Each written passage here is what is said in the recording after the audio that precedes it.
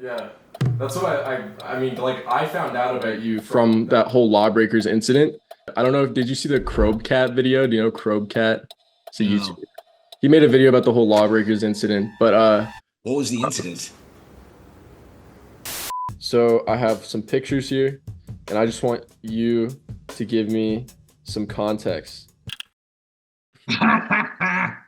Can't believe you dug that fucking picture up. Everything in moderation, as they say. But no good story starts with, so I was having a glass of water. Yeah, maybe except for the the art the flow of what or the act of water or The, the, the, sh- there's a movie called damn the, it. sh- the, the shape of water? Yeah, the shape, yeah, except for the shape of water. Yeah, we're doing this. This is Cliff Blezinski. If you're unaware, basically helped build Epic Games from the ground up, directing the first 3 Gears of War games, as well as Unreal, and then going on to start his own company where he directed Lawbreakers and most recently Radical Heights. He's got a big personality, which has led to him becoming quite a polarizing figure, and a lot of people have called him a lot of things, both good and bad. However, I prefer to just call him an interesting guy. So please sit back and enjoy this conversation with Cliff Blezinski. Hey, Yo, how's it going, Cliff? it's going good, man. How you doing? Good. This is Oh, man, you have that broccoli hair that the kids have these days, don't you? yeah. I made a video that was like based on your book. I don't know if Was that the one where it was the industry did me dirty or whatever? yeah. I started watching the first couple minutes and I got too triggered, dude. It's Really? like, yeah. With me, the saying I always say is in every industry, you're allowed to be confident, like politics, in athleticism. But if you're a game developer and you're confident, the internet's just like, Uh, and that's the thing is what happens is, people love rage bait for fucking profit. Like I said, I did an interview a while back where I said, well, for me, consulting on Gears would be a no-brainer. I mean, if Microsoft was smart, they'd do it just for the PR alone. And yeah. then some shitty website just took if Microsoft was smart, they'd have me consult. And I'm like, okay, now you're flipping it and making me seem like some cocky, like, if they were smart, I'd make the game great. Like, no, you're just doing this for rage bait. People read the fucking headlines, they go right to the comments and they fucking rage, and then those fuckers laugh all the way to the bank. It's been happening my entire career. I'm fucking tired of it. Part of the logic in writing this motherfucker is Yeah. that people only know me filtered through these selectively edited interviews, and then YouTube hit pieces, because it's not like putting positive shit on YouTube isn't the way to get clicks. You'd put the giant thumbnail like, oh, reacts, and the big old font. And it's one of those things that like I've said some dumb shit over the course of my career, but I'd like to believe my batting average, I have far more hits than misses when it comes to video games. I mean, like, I found out about you from that whole Lawbreakers incident. I don't know if, did you see the Crobe Cat video? Do you know Crobe Cat? It's a YouTube. No. He made a video about the whole Lawbreakers incident, but What was the incident? like the whole like Lawbreakers, all the news Yeah, let me guess, you got like build millions of up. views. He got a lot of views, yeah. But that's the thing, is I thought that was like, I tried to make my video like, look at all this he's done, like Well, thanks, like man. It's that's just like there's the old adage, it is far easier to criticize than create, right? yeah. And I like we suddenly like saw the announce of Overwatch and said, let's copy that, and did that in 6 months. Like, no, we worked on that That's game for impossible. nearly 3 years, and just Overwatch, the marketing machine was insane.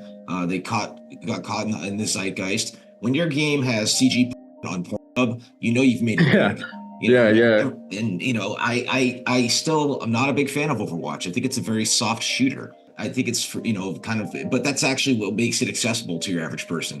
But that's also what Exactly. limits it as an esport. That's going to be a Yeah. pull quote in a headline. But again, it's one of those things that, the fact that I've had some success, it reminds me of when I was a kid, a teenager, and I saw John Romero, from Doom and Quake, on the cover of Wired magazine, and photos of him in front of his mansion with his Ferrari, and I was like, I hate that guy. And a lot of it comes out of jealousy, and a lot of it just comes out of just hate, and it's I'm friends with Ice-T, And the fact that, he gets haters and he just owns them on Twitter. I'm not calling it X because Elon Musk is a bag. I like his song,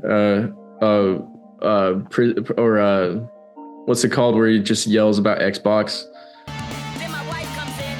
She starts telling me I play too much Xbox. I said, what the f do you mean? This is just how I relax. Can I just play a little Xbox? Oh, I haven't seen that one. It's a cover of something. He's like, I met this kid on Xbox, but it's his handle is like final level, when he plays games and shit, right? And he's just a badass motherfucker. And he taught me, being a white middle class kid in the suburbs, like that there's a place called Compton, and if you wear the wrong colors, your ass is gonna get shot. I was like, what the? That's where I am right now. Yeah. And I mean, it's important for us crackers to understand that shit. I decided to grow a beard out as I got older, and one of my girls we're friends with, she's like, beards are like makeup for men. Enjoy it while you're young, my friend. It's a good beard. I mean, I that's why part of why I shave it. It's just it looks like pubes on my face more than like a pubes, right? Yeah. So what else you got for me, buddy? I have a little activity. So I have some pictures here, and I just want you to give me some context. Look at those guns. About this outfit, how much was inspiration? I mean, it was all like hot topic shit, but that was that was my red hair phase. And for me, I read every issue of Entertainment Weekly for 20 years. And then, I became friends with all the PR people from the various studios that I worked with. And then I was like, you got to get me to Entertainment Weekly. And, we did the photo shoot. There's a pond outside of Epic. And I was like, how about I get in the fucking pond? They're like, sure. And I just, you wonder why the internet hates me to some extent. You're like, look at what a douchebag I look like. Right? I look like a total fuckboy. I cut the sleeves off and shit. To be fair, the guns look pretty good, but I love this picture. Like this, you would go if you go to a fashion school campus, you'd walk around, people would like bow down to you today. Yeah, and well, that's the thing is, I dressed like that, and sometimes wearing designer jeans in downtown Raleigh. When I was trying to like mac on girls, and then I wouldn't get any traction, and I was like, oh, I'm in the South. I think they all think I'm gay. Damn it. And then when I started wearing a backwards baseball cap, that's when it works. Oh, he's not gay. He's not gay, guys. He's still on a hat. Right? He probably drives a Ford F-150. He's probably got truck nuts on it. I like that guy. I can't believe at you and cuts off the yelling. Can't believe you dug that fucking picture up. All right, here's another one.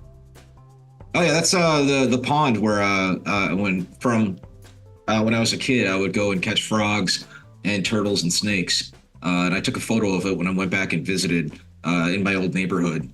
And it's actually a protected wetland now. I saw that the last time I visited. There's like a sign and shit, so they can't develop on it.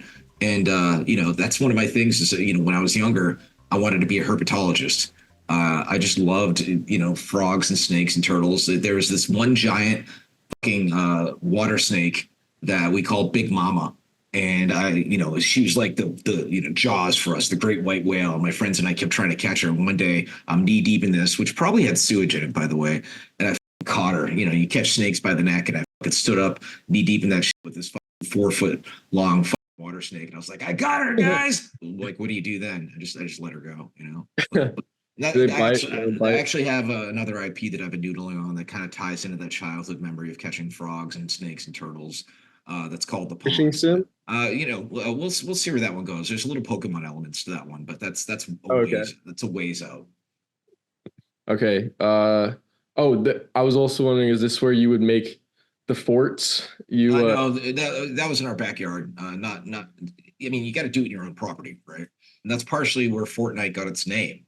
That's where I was. That was a question I had. I kind of wanted to try and tie it in to keep it tight. Yeah. But like the forts, you said that Fortnite, the name was because you made forts. Did you? Yeah, I mean, when kids make forts, it's kind of their first version of wanting to find their own first apartment or their independence, right? And that's the thing is, Lee Perry came up with this amazing build system, and you're building it. And it's like, okay, we all collabed on it. We're like, okay, we're kind of building forts, and then nighttime's going to come, and we couldn't use Fortnite spelled properly because that trademark was taken. So I confirmed with legal, and then it became NITE, right? Yeah, because you didn't say the word, like you didn't say like Fortnite was like a word. So I was like, did he know that Fortnite was a word? Because like I'm wondering if it's a totally like, because I was Well, like, oh, so it has nothing to Fortnite do with. means 2 weeks. Yeah, yeah.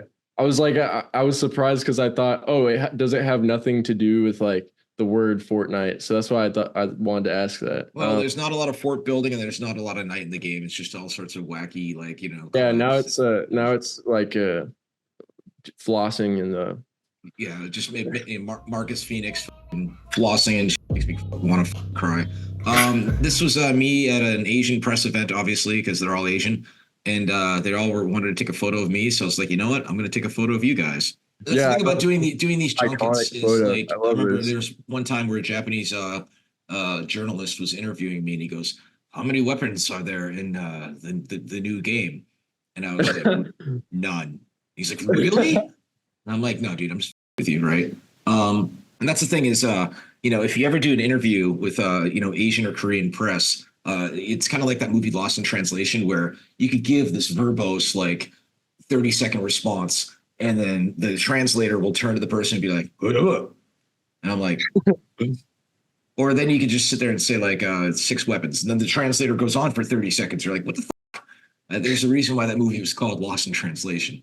Yeah, guys, go read the book. Like, I left a lot of out. I wanted to use research from like other articles and stuff, and like primarily the book, both highs and lows, good and bad, Steve Jobs type thing. Did But you like the part where I got molested? yeah, yeah.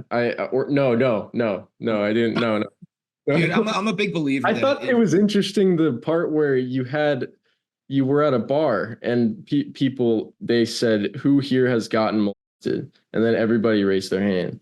yeah, it's fucked up, man. And that's the thing is, I believe that if you're somewhat of a public figure and you've had that horrible shit happen to you, if you can share it, the people who don't feel like sharing it, that they feel a little bit better knowing that somebody out there in the public eye has had that bullshit happen to them. And parents are so paranoid these days, but I believe they should be, because my wife, no, so there's a Freudian slip.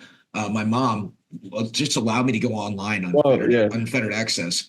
Met this dude who literally groomed me, and then picks me up and takes me away for like an hour or so. And then my mom's like, where the fuck did you go? And I'm like, Mommy, you're too busy vacuuming. Like, Jesus Christ. But yeah, it's one of those things that it happens fairly often, and then you see people accusing drag queens of that shit. And it's just like, no, dude, drag queens are 99% of the time just super gay dudes who want to hang out with other gay dudes. Yeah. There's like It just got a lot got of dark.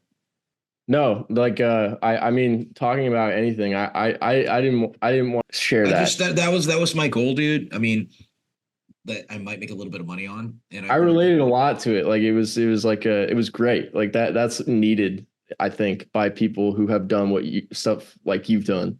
Like people need to share more, like be more open about stuff. It's my story from me as opposed to rage bait, Yeah. and for people to know that, I worked so hard. I slept under my fucking desk. I worked on so many games. I kicked and screamed and clawed. My first marriage was failing. I had an affair, not proud of it. I was a serial cheater for years, and until Lauren entered the chat. And it's one of those things. Inside of her wedding ring, it says, "I choose you," because she's a '90s girl and I'm an '80s kid, and hence Avril Lavigne. That's that's when she won the Miss Video Game tournament, and I saw her on all the blogs. I'm like, that's my new girlfriend. And then eventually, my forever person. This one. Oh, it's me and Carmack, right? Yeah. Did he always wear that chain? Was he always looking like that picture? I think it's a lanyard for like an award show, because you can see I'm wearing one that's black, even though this potato quality. But that was when I couldn't figure out how to grow a proper beard, and I had the disco pirate mustache. Yeah. And Carmack actually tried to hire me as the lead designer at it at one point. And I turned him down and stayed with Epic. And they wound up hiring Graham Devine. And but yeah, so the kicker is that when Lauren, she actually worked at id Software as a build manager and a tester. She created a whole build system that id still uses to this day. and she was actually working under Carmack, and Carmack shows up with an iPhone one day and gives her Doom on the iPhone and says, "Hey, play this and let me know what you think of the controls." Like, and she didn't know like what a big deal Carmack was, and it's one of those things that you know, I always tell people don't die 5 miles from where you were born. And Lauren grew up in this little Louisiana suburb of Mandeville, which is, we got a Chili's and a Pizza Hut. And, then she found her way to get out and wound up moving to Mesquite, Texas, and working at id Software after she was, deemed a missed video game. And then I was like, nope, you get over here, like Scorpion. Put her in a Pokeball. Mm-hmm. Oh, she made me watch the entire first season of the Pokemon cartoon. That's really? That's all over the board. I'd said it before that, in the Transformers movie, the 86 one, Optimus Prime dies and he's dead. He like turns gray and his head goes to the side. Daniel's crying. The music's swelling, right? When Ash dies, Pikachu fucking cries in the Pokemon movie, and then Ash is magically resurrected. Like, get the out of here. Nobody dies in movies. That was the start of everybody gets a trophy generation. Oh, good old Asia. So Asia Carrera was the Asian porn star that broke the mold. And that was also back. I used to wear these pimp suits at E3 because it was basically, as they say, eyeballs at any cost. And she was really, really smart. She played Unreal Tournament. She loved it. And the thing is she hated doing porn, though, right? She just did it for the money. She eventually off to the Midwest and retired from porn. And it's one of those things that I was like the hero with my 4 older brothers. The fact that I was friends with a porn star for a while there, and the fact that we actually had dinner with her at Mr. Chow's in Beverly Hills at E3 one time. And she look at that hair, dude. It's like bye. Icon. I was gonna say I thought the suit was like no. I mean, so there's a store in Raleigh called Funky Rags. I don't know if it's still around.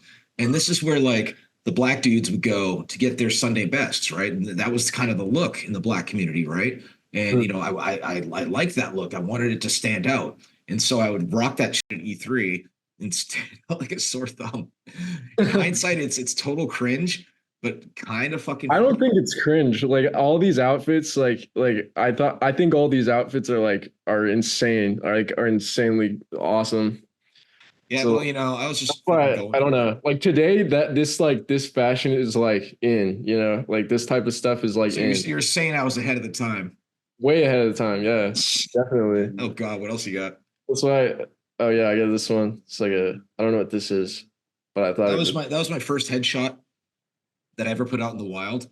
My ex-wife, who's on her 3rd marriage for the record, she used to work at the YMCA with all the kids, right?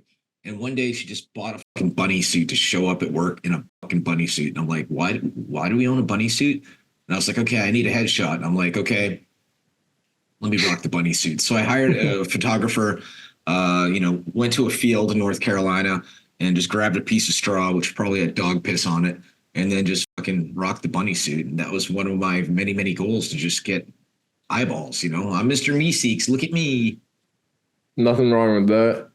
Oh, yeah, that one. The magazine. Yeah, that was when I was on the cover of PC Gamer magazine.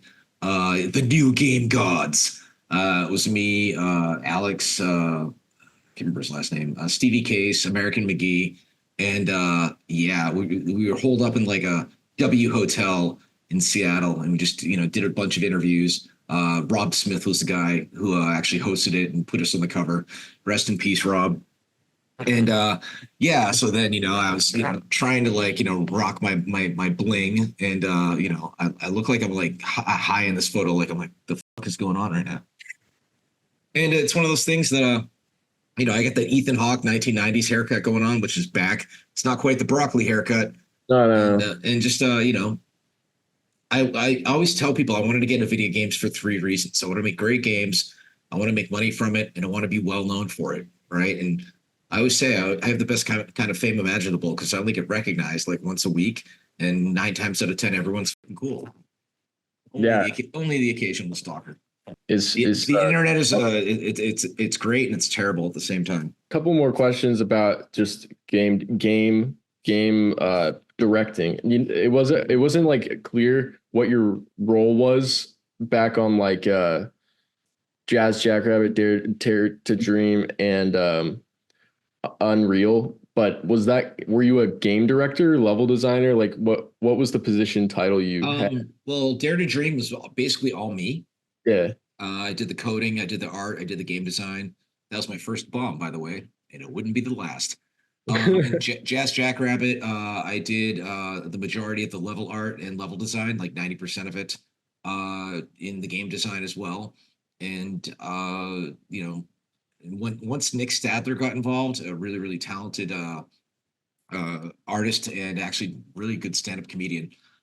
He did the opening cinematics, and he actually animated Jazz and like half of the creatures, because I couldn't animate for shit. And so then when it comes up to Unreal, I started as just doing level design on that. I did 2 levels in that, a couple multiplayer ones.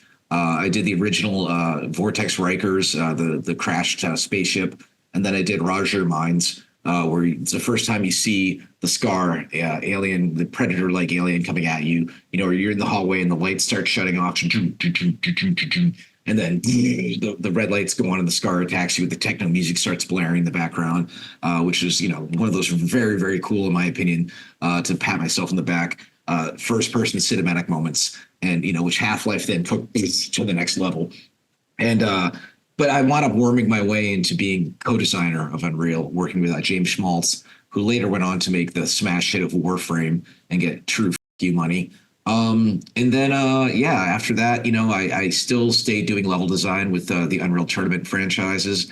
And the thing is I maybe have a little bit of OCD, because I like things to be aligned. Because when you're working with binary space partitioning and constructive solid geometry, if you don't have things perfectly lined up, you wind up with these weird holes that just have this like hall of mirrors effect in it. And that's the thing is, having done pixel art for Jazz Jackrabbit and Deluxe Paint 2, having used Microsoft Paint to do all the art for Dare to Dream, it's like things need to be a certain fucking way, and that's kind of how I am in life. That's why the memoir is called Control Freak. The Aristocrats. Yeah. Do you know the Aristocrats? The Aristocats? The Aristocrats. It's a famous thing amongst comedians, where they talk about a family doing an audition in front of a talent manager, and the family just starts doing the most disgusting, horrible stuff you could ever imagine, like fecal shit, incest, all this stuff. And each comedian they made an entire movie about each comedian telling their story, and the filthiest ones were from Gilbert Gottfried and Bob Saget. And then it's once the family's like covered in shit and piss and everything, after they all fuck, the talent manager goes, "That's an interesting act. What do you call it?" And they go, "The Aristocrats." It's like classic, like vaudeville kind of bit. Just again, studying stand-up, I like my favorite comedian is rest in peace, Norm Macdonald. Oh God. He did that whole rambling story. That's my favorite kind of comedy. Is like kind of like dry. Well, he was on like a late night show, and he wound up doing this story about, I can't remember what it was about, but he just rambled for like 2 minutes, and he just somehow stuck the landing. He just had such a great fucking sense of humor, and comedians are like rock stars, man. They die way too young. It's like my favorites. I'm inspired by Chris Rock, Louis C.K., and Doug Stanhope. Doug Stanhope does this bit, if you haven't listened to it or seen it, called 60 Inches of AIDS on any given Sunday, where he basically talks about having a mandatory fantasy about raping a pro football player at the 50-yard line in front of 50,000 people. And it goes off the fucking rails. And somehow, like, these comedians, like, I've infiltrated the world. I think it's because Joe Rogan follows me, and I've done his podcast. Like, Stanhope follows me, Patton Oswalt follows me, Erica Rhodes follows me. She's an up-and-comer. She's great, super adorable. But so now I get to like hang out with them sometimes. So Sam Morrill's fucking amazing. His crowd work's great. Yeah. Stanhope came to town at the Improv, saw his bit, slid into his DMs. Next thing I know, I'm backstage with him and his girlfriend getting drunk in his fucking vodka. Then fucking Sam Morrill came to town. I'm like backstage, like shooting the shit with him. Drinking a little bit of his wine, and then he had to go onto his fucking tour bus and move on. And it's just the hustle with these comedians is fucking insane. And that's the thing about comedy. Like I said, everything in life is fucking iteration. If you don't succeed, dust yourself off and try again. I think that was Aaliyah. It's Chumbawamba. I get knocked down, but I get up again, right? And that's the thing is, I've learned more from my failures than from my successes. And Scrapper was created, coming off of the death of my beloved dog, and then finding new love with my Pomsky lady. And that's the thing is, just be a shark and just keep moving, dude. I'm gonna read Scrapper. I'm gonna look that up after this. It's on Amazon, man. It's on Amazon. Yeah, it's a statement about the militarization of the police, totalitarian regime, and animals finding a way to exist in an urban situation, because life, as I say in Jurassic Park, finds a way. Yeah. We talked about the first questions, which were like the media trying people as caricatures, like it's like they want everyone to be one thing, like they can't be a human being. They have to Well, be. it goes back to, everyone's just like, make Gears great again. I'm like, first off, you're parroting the MAGA slogan, and I hate all that shit. And then it's the whole thing like, you're the Gears guy. And I'm like, I'm comfortable being forever tethered to that franchise, because that was, one of the biggest franchises I've ever worked on. But the younger generation doesn't understand. There's a whole history if you go to mobygames.com, where I worked on, Unreal Tournament, Jazz Jackrabbit, Bulletstorm. I even worked on Shadow Complex and Infinity Blade with Donald Mustard. I had a hand in the start of Fortnite. And it's one of those things that I've done a lot of shit. But the thing is, people want to pigeonhole you. But the thing is when like a rapper starts like a liquor brand or an actor, like you look at Ryan Reynolds and Aviation Gin, and nobody gives him shit for it. But for me, venturing out into the restaurant industry or producing Tony Award winning Broadway shows, or, writing a graphic novel about a badass dog superhero, right? Or, lately I've been attempting stand up. I did my latest open mic last night. And for the record, the camera does add 10 pounds. I look fucking fat. But I did okay. And the thing is the more you do it, the more you get it. And you realize, it's important to just be learning. I got my new tattoo on Sunday, and it's kind of bleeding out a little bit. You can barely read it. What's it say? It says, I'm still learning. But it's a Michelangelo quote. He was like 82 when he was doing a painting, and somebody, asked him like, how's it going? And he says, I'm still learning. And I think by learning new shit, new industries, I think it's a good way to keep the old noodle fresh. And that's one thing I found about like doing stand-up comedy, is it helps with your memory. Like when the first couple times I did it, I had a little cheat sheet, and I looked down on it, and then I do a bit. And I got to the point where, being a former drama nerd from high school, I mean, I have this tattoo of, comedy and tragedy. I played Mercutio in Romeo and Juliet. Nice. Did a whole bunch of other stuff.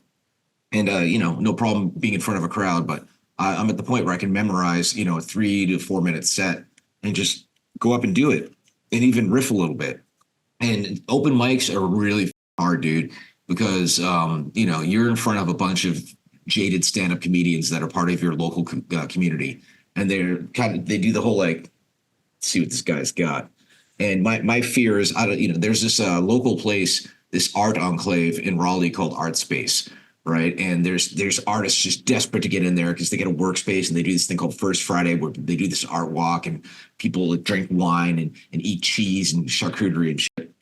And some of the slots are taken up by these rich North Raleigh housewives that just go and paint gradients, like just, and like, okay, well, you want to fucking cookie? Meanwhile, there's other like, really, really good artists that are doing their things, and they're not getting a slot. So I'm kind of afraid that I'm taking a slot, because I don't want to get too good at doing stand up, because I don't want to have to do the tour, and have to like be. That would be sick.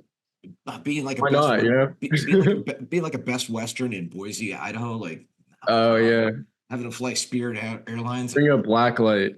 Oh god, looks like a Jackson Pollock painting. I can't believe they made that joke in Guardians of the Galaxy, by the way. Well, what one?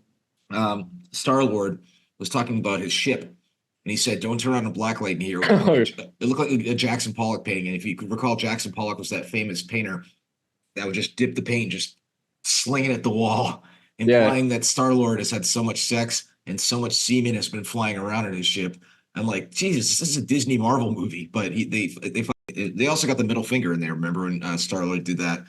And that's the thing is, the audiences are growing up, right? Like, they can handle, more mature shit. That's why, with good old Scrapper here, I wanted to ask what kind of music do you listen to every day? Your To playlist. my wife, when it comes to my wife, it's Avril Lavigne, and I always know when she's going in the bathroom to take a shit when she goes, Alexa, play Avril Lavigne, and I'm like, oh, now I associate complicated and skater boy with my wife pooping.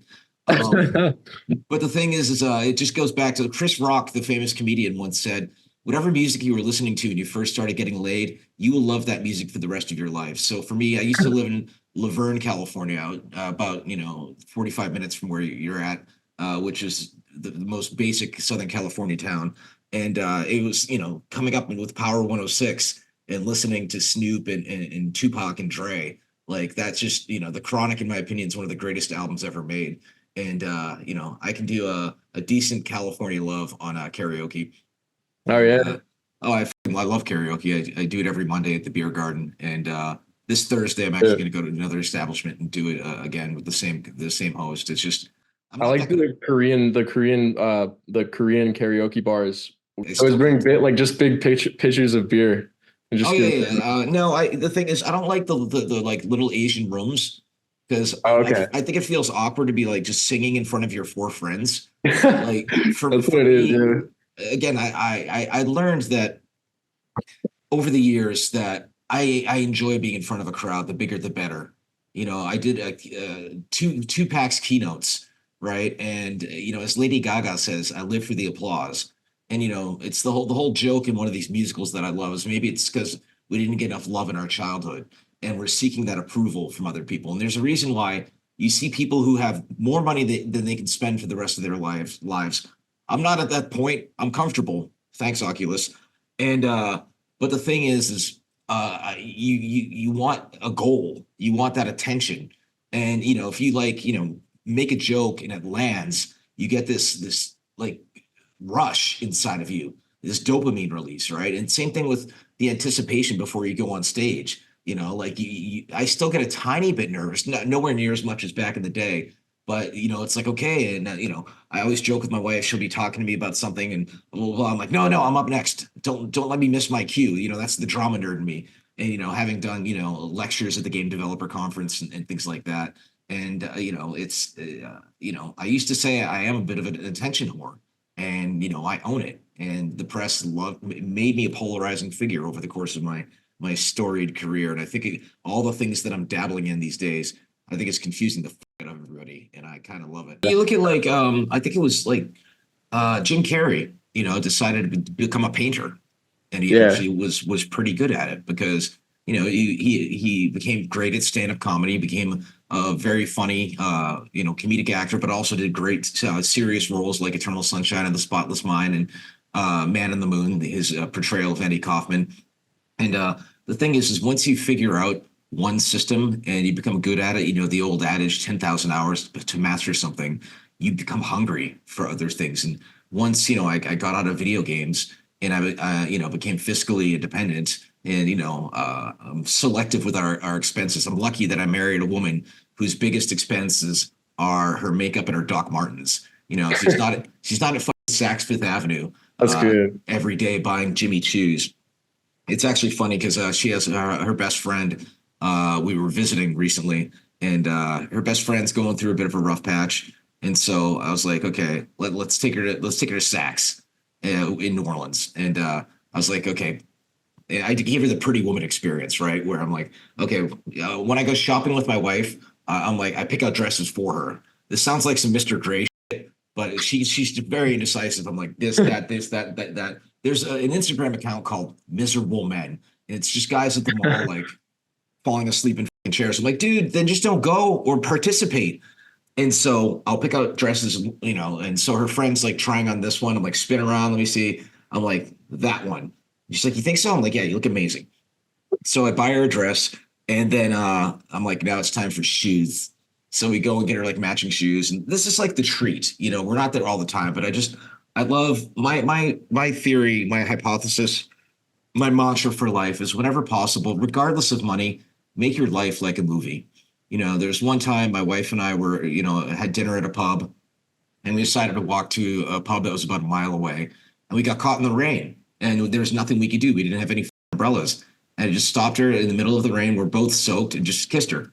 and just it was kind of like that Spider-Man upside down kiss, and like you make memories, yeah, money's great, but you have to have those moments, I mean, you look at Um, like what, my wife wants for her birthday this year is a framed photo of Marcus and Anya on the beach at the end of Gears of War 3.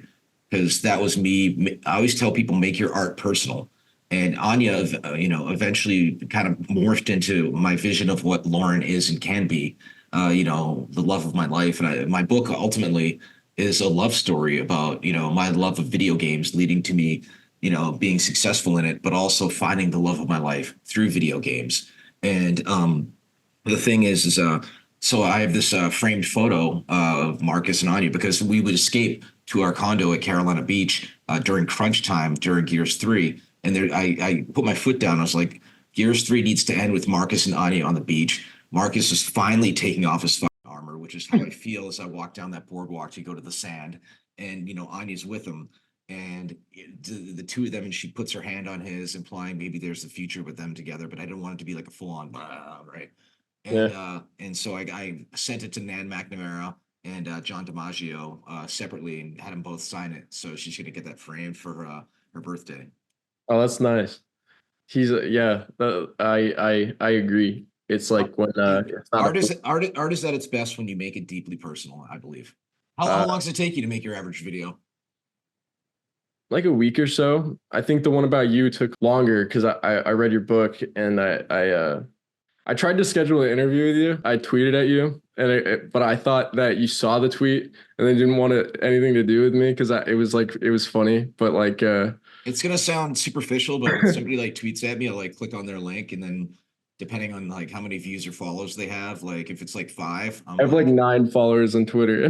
well, because Twitter's garbage. Yeah. But I saw the video you did of me, and you had a good amount of numbers, and I mean, at the end of the day, I'm gonna sound cocky right now, but my time is valuable.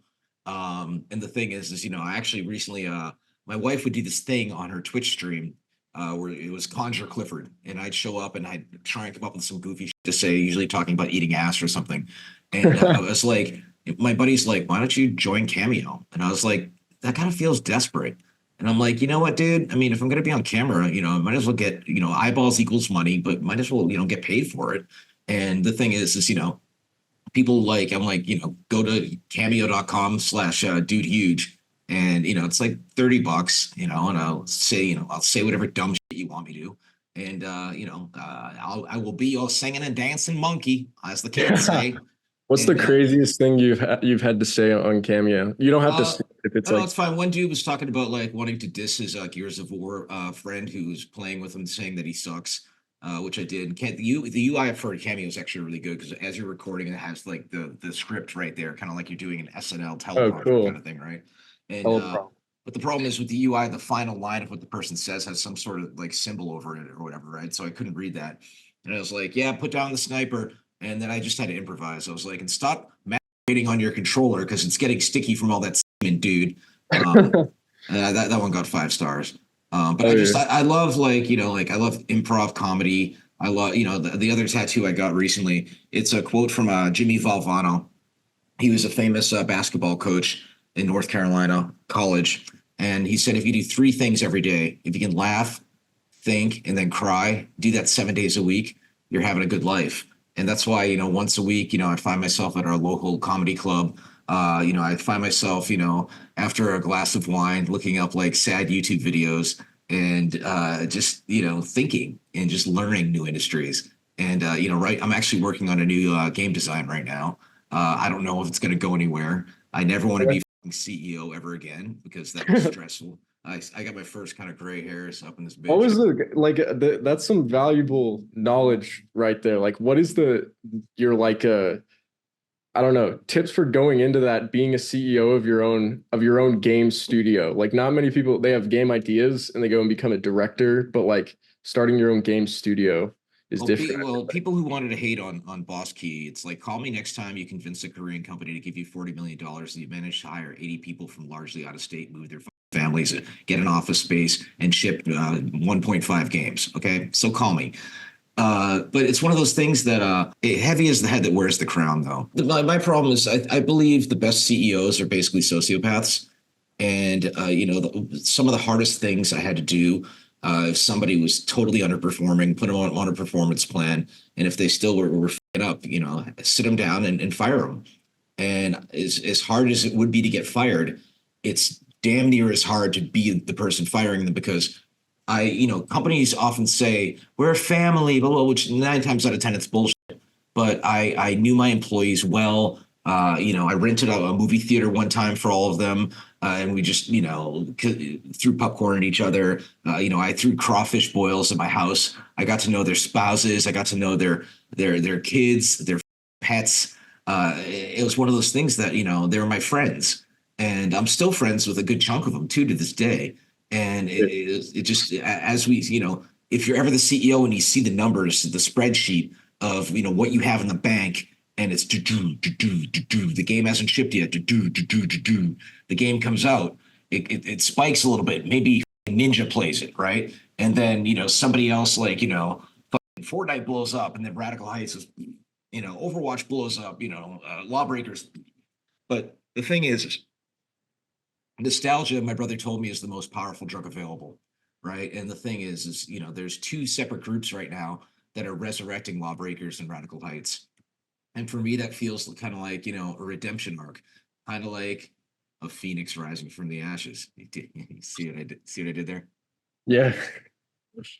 Yeah, and by the way, That's how I found out. That's how I found the Lawbreakers Discord, and I just I sent like some stuff in there saying like, guys, do you guys know if Cliff still has this shirt? If so, I want to buy it. Also, can I contact him to be able to talk to him?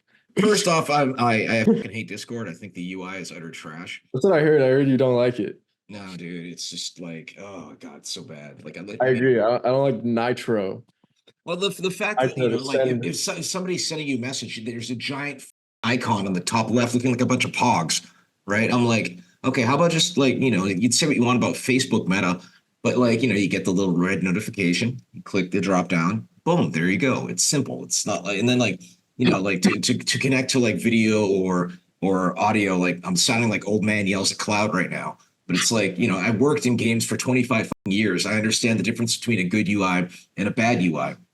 And Discord, I just want, you're too young to remember MIRC.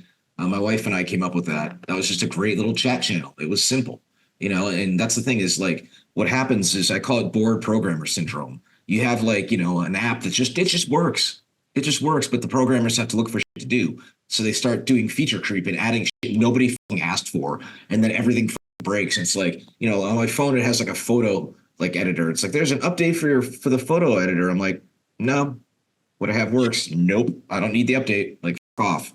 And, I have a saying, technology is why I drink, okay. We'll just be hanging out and like, one of our computers will just randomly reboot or, Alexa will just fucking crash. I'm like, you're just sitting there, Jeff Bezos.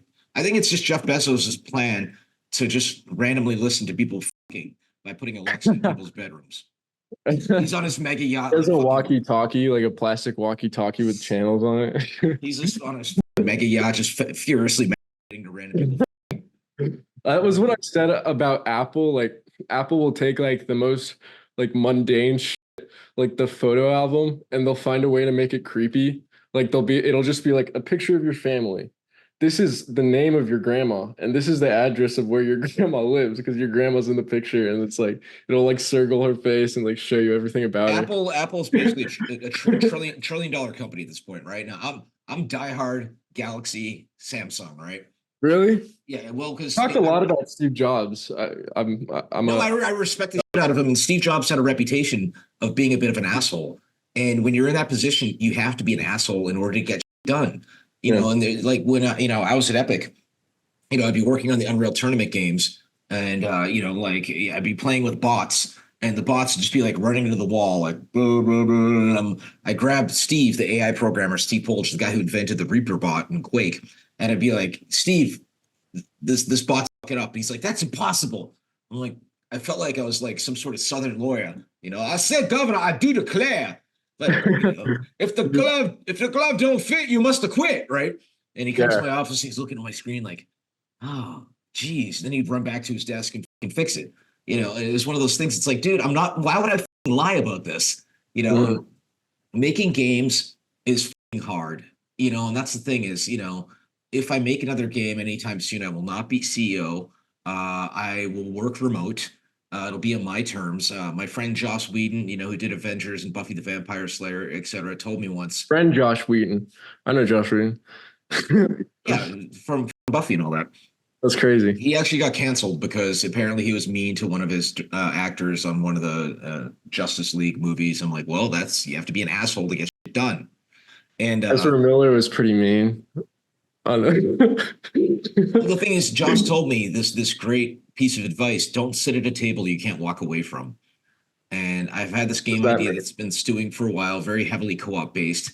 And I don't want to do AAA anymore. Like, I see like games like The Last of Us or the next Grand Theft Auto, and all I see is the dollar signs on the screen. Like, Jesus Christ, how many studios are involved with that? How much is this costing? How do you spearhead and have a singular creative vision for what that is? I believe the Gears franchise was great because it was my vision, but also, working with Rod Ferguson, working with Lee Perry, working with the core leads that I had there.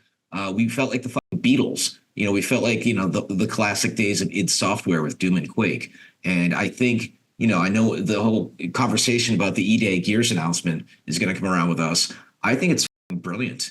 I think, I think the story and the characters and the way the Locust, the Swarm were depicted in 4 and 5 kind of went like a balloon that had been released.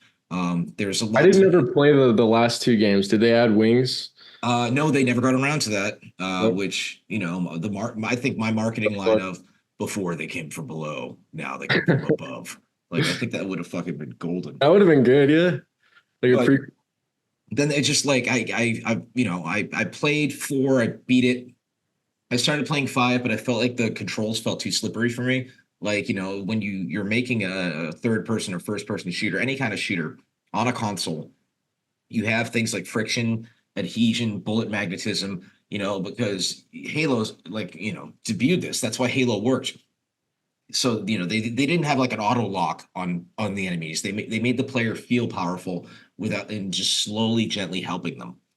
It was like in Gears 3, we had this Guardian Angel feature that if you died more than 2 or 3 times at a checkpoint, we slowly started making your bullets more powerful. It slowly started making the enemies a little bit weaker. So then you kind of give the players a hands up in order to get to the next checkpoint to see how it all ends. And, that's the thing is there's games that if you fuck up and you die too many times, it's like, it seems like you suck. Do you want to lower the difficulty? And then you get defined. You're like, no, I'm going to raise the difficulty. And there's just so much just like psychology that goes into all the stuff. But the key is to do, the Wizard of Oz thing, pay no attention to the man behind the curtain and make the players feel empowered, Yeah. So you don't tell them that they're changing never. No.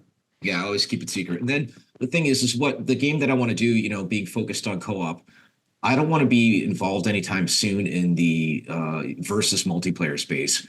It was so fucking annoying when I'd be interviewed about Lawbreakers and like, is this going to be an esport? Is this going to be an esport? I'm like, every time I'd answer, like, I don't fucking know. I just want to make a great game and see where it goes. Like, you can't force an esport, and the fact that, I went to one of the, I can't remember which one it was. It's one of those pro gamer, esport events, right?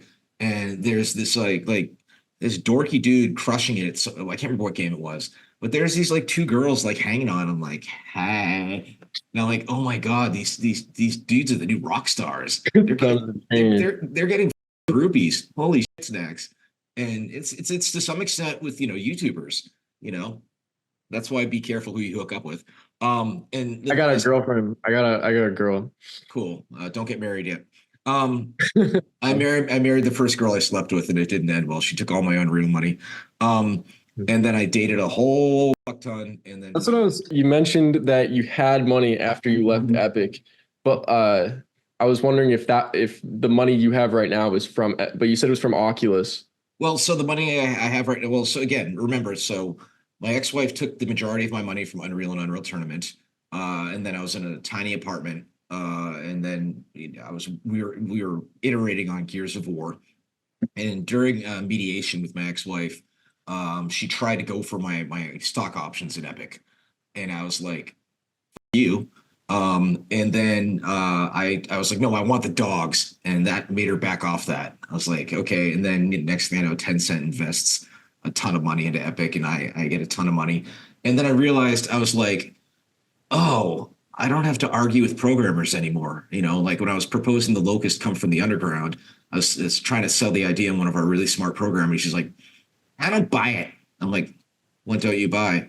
He's like, how did they get there? I'm like, that's part of the mystery. We'll figure that shit out later. You know, and it's like the same thing when I proposed the wings on the locust. I had one of the programmers like corner me and be like, I don't buy it. I'm like, what do I you thought get?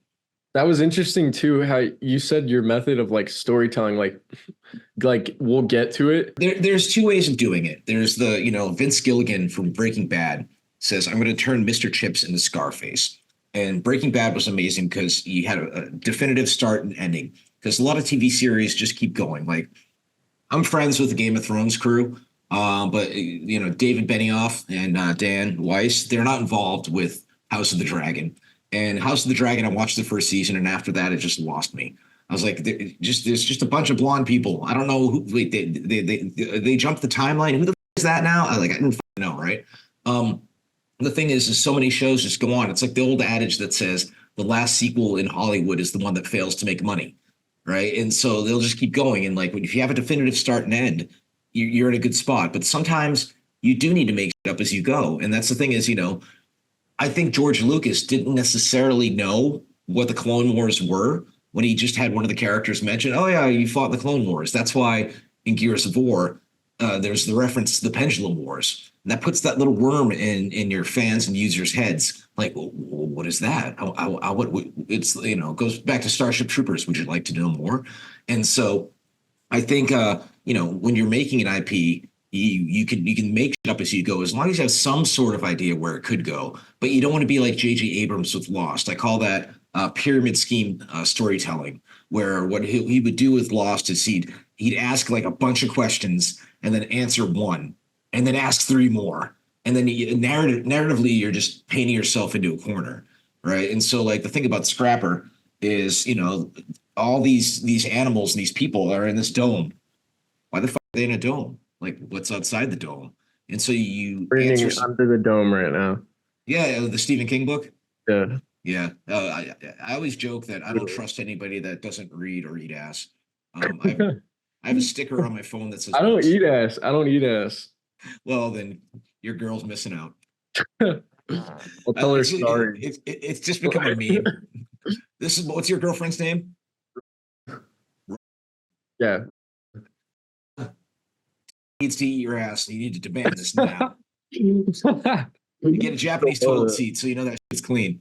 But yeah, I mean that's the thing is, like it's now and Gears fans have always been clamoring like, what about the Pendulum Wars? So I think the thing about E-Day is they're going to give you a lot of like how it's made, like what the origins of the Lancer chainsaw, the origins of like how Marcus and Dom became best friends through the Pendulum Wars, and I think that trailer that they put out was fucking chef's kiss. The fact that the music that they played as Marcus was struggling with, which I believe is the first drone that he's encountered, and then the e-hole hits and it's lit reds like it's opening up a gate to hell. He starts to fall and the hand hits, and then the Mad World chords kick in a little bit. I'm getting goosebumps even saying this. And it's so masturbatory that I can get goosebumpy about a franchise that I was so key in originating. And then it's Dom, saving him, and it goes back to the fact that in Gears 3, Dom saved Marcus, and Gears had this reputation when it was out of 1, 2, and 3. It's just a stupid bro shooter, and then once in a while after a mimosa, I'll sit on YouTube and I'll go to like look up the Dom kills Maria cutscene. Ty does this side. Dom saves the world, and every comment is like just grown men crying. And I feel vindicated after all these years. And the tattoos also. I've said this in interviews before, but there's no, I love money, fine, whatever. I like to eat steak, but there's no greater honor than when somebody is willing to scar their body for something that you dreamt up. There's this girl that I eventually became friends with. The story's in the book where I'm at a bar with Ken Levine from, BioShock fame. And she's like, "Oh my God, you're Cliff. I love Gears." I'm like, "Oh, cool." She's like, "I have a tattoo. Do you want to see it?" I'm like, "Okay." She pulls up her shirt to the side, and there's the Crimson Omen, and then there's the oath that the Gears had to take, to join the coalition, like tattooed on her rib cage. Which, by the way, rib cage tattoos hurt. And I was like, "Holy shit!" And I told that story to Joe Rogan because I did his podcast like I 3 saw you. times. Yeah, I saw that. How was Yeah, it? What was that like? we'll get there. And Joe was like, "Man, you probably just wanted to jizz right on it right there, right?" And I was like, "Jesus, Joe." Right off the bat, in that when I like kind of watched it, and it was like sponsorship, flashlight, and I was like, "Whoa!" So we're sitting there, with Red Band, who's become big with Kill Tony, that kind of live comedy podcast. They play the Comedy Store and things like that. He busts out a flashlight, and if you use your flashlight and finish, you finish in it, it's dishwasher safe. And Yeah, I'm thinking, you're literally putting your own semen in with your fine china. Like, okay. He takes the fleshlight because it's like this. There's the main container, but there's like the big like rubber part, and it's like still wet, and he like slurms it out of it. Like, you ever take canned dog food and just like dump it out of? yeah. My It's a wife good and I, visual. Lauren was my fiance at the time, but we're both looking at it like, what the fuck am I doing right now? And I've hung out with Joe a bunch, and Joe gets a lot of controversy because Joe knows that eyeballs equals money, right? And he's willing to have the craziest motherfuckers on his podcast and be like, "Wow, that's crazy! Oh my God!" That kind of shit, right? Joe got like $100 million from Spotify. He was getting those residuals from News Radio. He's had successful comedy career, Netflix specials, things like that. You never know the measure of a man than when he gets true you money, then the real person comes out. That's why Elon Musk has been exposed to be kind of a douche. But the thing is Fortnite emotes. Have you seen the Fortnite emotes he does?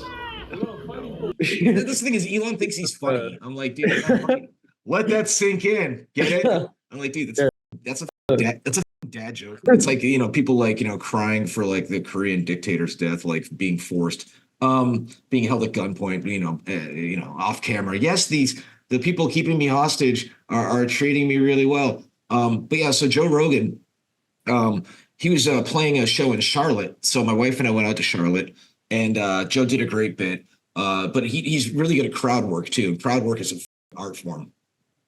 Some dude was, talking a little bit of shit, and he looks at the dude, and Joe's very type A, right?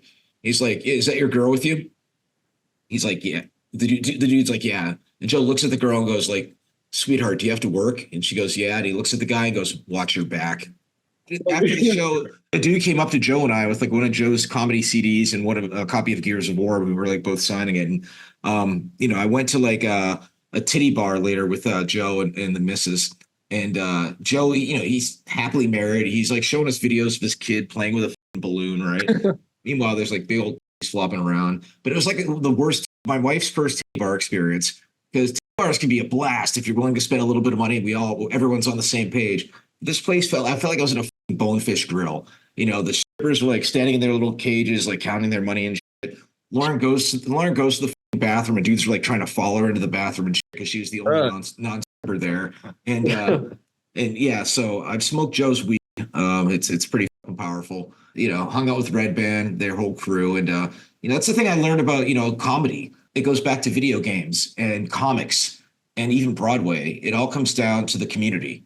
But sadly, 9 times out of 10, almost every community winds up getting toxic, Yeah, but also it's like, look at the likes, look at how many comments there are. Like, so that's like the negative people are the loudest too. So it's like that's absolutely true. It's what about all the people who just watched it and sent it to their friend?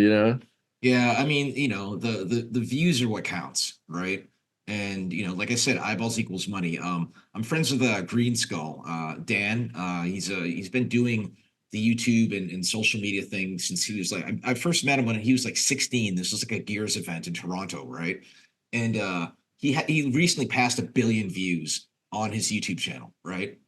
And the thing is people like try and neg him because he did the whole like colored hair white boy look long before Ninja did, and I like Ninja, I respect him, and people are like, you're just like, we have Ninja at home, you're D-list Ninja, and it's just like people will always look for something. The key is to be. Did you ever see the Eminem movie 8 Mile?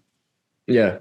Well, when he does the rap battle with Anthony Mackie at the end, and he basically like says everything negative. Yeah, exactly. That Anthony's character could possibly said about him, and then Anthony Mackie's just like, I got nothing, and then Eminem wins the rap battle, right?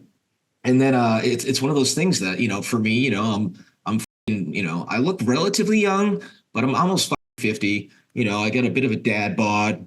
Even though I'm not a dad, not that I know of, again, hairline's receding a little bit, but you know what? I'm having fun. I'm happily married. I'm financially comfortable, and I'm able to just make new shit. I feel like my life is like an RPG where the open world is finally opened up. The thing that people also don't remember is the fact that my Gears of One divorce dog, Teddy, the shrine right behind me, he was declining at that point.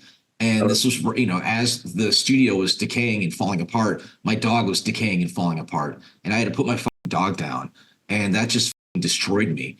And so I was depressed for a full-on year, and that's the thing is, if you're going through hell, keep going. Was that around the time you talked to Hideo and he gave you that talk? Like, yeah, well, when I was in Japan with Hideo, having dinner and drinks, this was after Lawbreakers came out and the numbers were going down, and Kojima-san looks me in the eyes and goes, "You did it. You started your own studio and you shipped a game. I haven't even shipped a new game yet, because at that point Death Stranding wasn't even out yet, right?" And he and I, became friends. We were on a panel at E3 where he was showing off the new Metal Gear, and Kojima is such a aspiring filmmaker. Games are kind of his way of showing you cool characters and cutscenes, right? You can tell he just wants to make a movie eventually one day. And I was on a panel and I just showed like the first level of Gears, and he and I just bonded immediately then, because he's one of the OG Rockstar game designers, just like John Romero, and the fucker doesn't age too, by the way. But I have so much respect for him, and being in Japan. I literally got to do a speech at PAX for the Metal Gear Solid 20th anniversary party. Kojima puts me on the spot and is like, "Would you do a speech for me?" And I'm like, "The fuck?" And so I just came up with some shit talking about reading the Nintendo Fun Club and seeing the original ad for the first Metal Gear way before you were born, dude.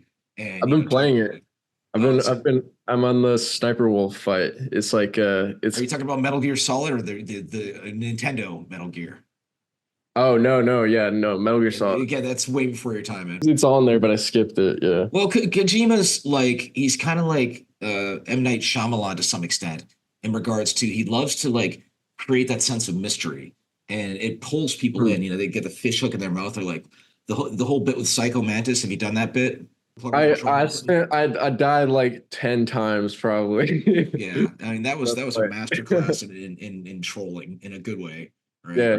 And he's just a legend. And for me to know somebody like that, they always say, the old adage, never meet your heroes, they'll just let you down. But meeting people like him, and like nine times out of 10, the celebrities that I've met have been cool as fuck.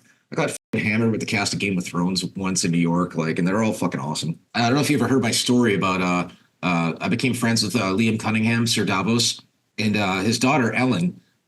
She's a game designer now. And I was at a Comic-Con party for Entertainment Weekly, and Game of Thrones, a new season was coming up. They had their own little booth right there. And I brought the Game of Thrones cast to a yacht party that Justin Roiland and Alex Hirsch and I would throw, right? And David Benioff comes over. He's like, "That was a cool party last night. Come hang out with us at our little booth over here." And the actors are all there, but I see Liam, and Liam is like, "This is my daughter Ellen." I'm like, "Hey, nice to meet you." And she was actually studying game design in Dublin underneath John and Brenda Romero. So it's like, holy shit, full circle. And so then I ran into her at GDC a couple of years later, and everyone gathers at the W lobby bar there, and I'm like, Ellen, you're an absolute sweetheart. You're brilliant. I'm going to introduce you to everybody I fucking know. And now she has a career, and Liam Cunningham remembers that shit. And so I'm at the Game of Thrones final season premiere. I get a message from the showrunners. Hey, we're doing the after party at the Omni Hotel, right? No, I can't remember. It wasn't the Omni. I can't remember which hotel it was. But I roll up, and I'm catching up with Liam, and Liam's wearing a suit. He's like, I gotta get out of this, lad. He runs upstairs real quick, changes into like a baggy t-shirt and sweatpants, right? And then there's Kit Harington, Jon Snow, in front of him, looks at him and goes, you look like a homeless man, lad. And then I see Peter Dinklage just running around. And I love that Peter Dinklage is just known as being a Run big around? Is that? he was a little hammered. Everybody was getting hammered. Oh, okay. Yeah, Sophie Turner's like wearing slippers with her nice dress, having a handful of fries and just taking shots of tequila. Joe Jonas is there, and he's a dude. So I'm sitting there catching up with Liam, and I'm like, hey, I'd like to meet Peter. And Peter comes over like, oh, what's up? I shake his hand. And by the way, again, the whole fact that Peter's just known as a great actor instead of being a small dude is just fucking amazing because he's that good. And he grabs Liam's left nipple, right, and starts giving me a titty twister. I grab Liam's right nipple and start giving me a titty twister. And I'm giving Sir Davos a titty twister with Tyrion Lannister in front of Jon Snow while Daenerys Targaryen is looking on like, what the fuck is going on right now? Some Rule 34. What? Yeah. Some of the stand-up bits I want to try is just telling celebrity stories, like meeting Samuel L. Jackson and all of it. And, at the time my wife and I hung out with Riley Reid. Yeah, that was she's a porn star, right? Yeah, she's like one of the most famous. Okay. There's a fun story there. What's that story? Have you told that? This is gonna sound really disgusting. I have a couple I have more questions I wanted to ask. There's a lot to the story, but I've learned over the years that if you're all out at a bar and you see girls hanging out and you're friends with them and they're drinking, a lot of times if you just say, you guys make out now, they will. And everybody likes seeing girls kissing. Straight dudes, gay dudes, bi people, everyone in between. The alphabet mafia is down with that, right? And so, I'm hanging out with, Justin Roiland's ex, Abby Maley, who does porn too now. And Riley Reid, we're at an Irish pub getting hammered at the Gaslamp District in San Diego. And I'm like, you three, all make out now. And my wife and these two are just like full on like, ah. Whoa. And my business partner in the restaurants pulls my wife aside because he likes to kind of act like a father. And he's like, is he forcing you to do that, lass? Are you okay with this? And she's like, sometimes I like girls. And so I have this photo of like Lauren and Abby and Riley and like they're both like, I like trying to like pull Lauren's shirt down and Lauren's like, what the fuck is going on right now? This comes full circle. When possible, make your life like a movie. Yeah. Any last questions? I got a bolt soon, man. One more. Do you have time for one or two more, or how? I figure one more, man. I gotta take a shit. Are you involved in any game projects behind the scenes? Do you fund or help produce indie games like George Lucas or Steven Spielberg did with Boom Blocks? Do you know Boom Blocks? Yeah, Boom Blocks actually wasn't bad. Well, Spielberg did, I remember reading an interview with Spielberg where it was like, Spielberg's like, well, what do I want to do? I want to go back to my childhood. What did I like doing as a child? I like playing with blocks, right? And it was a decent game. But that was also this time period where publishers didn't want to like count on video game developers. They had a Hollywood hard on. They're like, okay, this director is gonna direct a video game. It's like, dude, yeah, they're good at this linear like narrative, but like they who knows if they're gonna make a good video game? Like, Boom Blocks was kind of the edge case. It was solid, but it was just like so many different directors want to make video games. And that's the thing is, you ask your average kid these days what they want to do when they grow up. They don't necessarily say they want to be athletes or astronauts. They want to be influencers, YouTubers, Twitch streamers, or game designers. Video games and the nerds won. And that's the thing is, like, what I do is I'm actually consulting on a couple projects I can't really talk about yet. But one thing I did is I invested a good amount of money in this website called Atomontage. and it's basically voxel technology. Voxels, if you know, it's Yeah. kind of like pixels that are 3D, right? Volumetric pixel, right? And the thing is, it's what they're gunning for is to make essentially Minecraft meets Roblox, where you can make your own game, you can craft it, but also the worlds are infinitely destructible. And once you get really close, you can kind of see the voxels, right? Because when you look at the traditional way of making polygons, it's paper mache. It's like flat, and once you penetrate it, there's nothing inside, right? Kind of like my first wife. And so the thing about Adamontage is you don't have to create an account. You just go on the website on your phone or on your PC. Boom, boom, boom, boom, boom. You'd start making a game. I would have killed people for this when I was a kid. Like I had to work with like the shoot 'em up construction kit and eventually learn Visual Basic and then Paint and Deluxe Paint and all that stuff. And I was never good enough or smart enough to learn C++. But Adamontage, I believe, really has the potential to be huge. And my friend actually recommended getting involved with him and investing. And he's actually the guy who invented Double Kill and Killing Spree and Headshot with me in Unreal Tournament, who wound up moving on to Valve and getting Valve money. Small world, man. Don't be a dick. Your favorite drink and Hideo's favorite drink? I think Hideo liked sake. If it's like a chill day, I'll just do like a mimosa. But if I'm gonna go and have serious fun like karaoke nights, I love Kettle One and soda, tiny bit of ginger beer. I call it my mini mule, kind of like a Moscow mule, because a regular Moscow mule has too much stomach acidity. But the thing is everything in moderation, as they say. But no good story starts with, so I was having a glass of water. Yeah, maybe except for the art the flow of the act of water, or there's a movie called The Shape of Water. Yeah, the shape. Yeah, except for the Shape of Water. Yeah, that's the Guillermo del Toro fish fucking movie. Yeah. All right. Yeah. Don't fuck with my IMDb kung fu. I'm good at that. Thank you so much. Like for all this. This is way longer than I expected to do, but it was a good. I learned a lot. Got a lot of. I always say that a good interview is one that flies by, and you're good at this, and I really truly Thank you. appreciate the fucking support, because It's far easier to criticize than create, and it's far easier to hate than admire and love. And I'm on to my next act, and I hope you check out Scrapper, because I will. I'm exceptionally proud of it. And signed with fucking Image Comics. Got a quote from Jim Lee and Seth Green in the back. Got a quote from Gary Whitta, who wrote Rogue One, and Felicia Day in the front. I had to tap my celebrity network for that one, and I didn't tap Riley Reid for that one though. So tap Riley Reid. Get it? All right. Thanks again for having me, dude. Yeah, dude. Thank you. Let me know when this is live, okay? I will. Yeah. All right. Take care, dude. And eat your girlfriend's ass, okay? I will. Thank you. You too.